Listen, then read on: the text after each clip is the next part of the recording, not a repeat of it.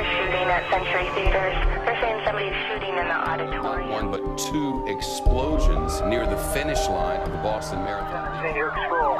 Caller is indicating she thinks there's someone shooting in the building. From a law enforcement perspective, obviously our job has changed tremendously. I come from a small county, but we have big problems just like any other community. We're not immune.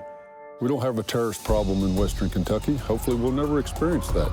But for one, I don't want to be the sheriff when something even remotely similar to that occurs, is not prepared for it because I chose to ignore the problem. We've got to connect to today's reality, today's threat, and certainly ISI, ISIS, Al-Qaeda, IQ, all of these different offshoots, they want to hurt us everywhere they can, and that means here at home too. I look for innovations, I look for technology that can make our people and our community safer. Israel is on the cutting edge from not only a technology, but a tactical standpoint. I wanted to go to Israel to see and learn from people that have dealt with some of these things, quite frankly, on a daily basis. I am here in Israel with a number of other sheriffs from across the country, sharing in some experiences as it relates to Homeland Security, counterterrorism, and law enforcement. We tested it. We put guys in the room. Back at home, we have terrorism training. We have a bomb unit.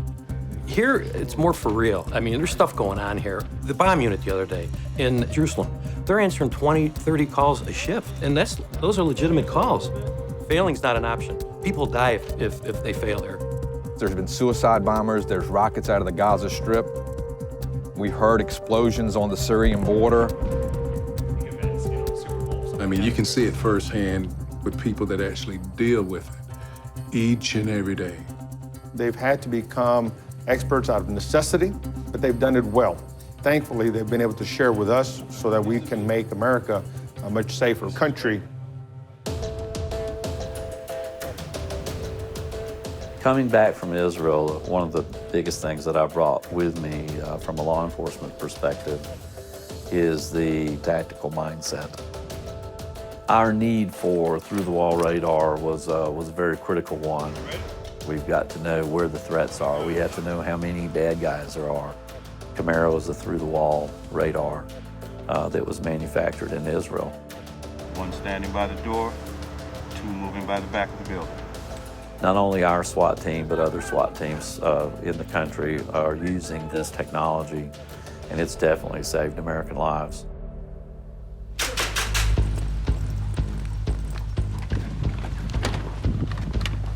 Two guys holding one guy hostage. I brought the Israeli expert here because I wanted to expose our folks to tangible information, tangible tactics that can help make our communities and our country safer. Sheriff Bouchard asked me if I can come over and help this guy with hostage rescue training, help his team. The main problem in that scenario was communication. Experience that we have in Israel should be shared over here because terrorism is global. First man through the door. This door.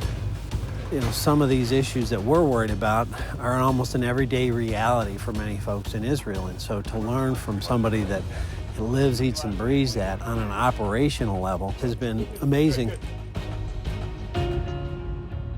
I really enjoyed the attitude and the spirit of the people. But one of the most intriguing parts to me was, as aggressive as they have been in fighting terrorists, the restraint that they use, to me that was amazing. And this is a balance that I think American law enforcement has to maintain. And since I've been back, I've shared my experiences with really whoever will listen. I can tell you that my community as a whole now understands the benefit of their sheriff traveling to Israel. I am so grateful that we have this relationship, and I will just hope and pray that we as Americans never ever forget the partnership of Israel, because we really do need each other.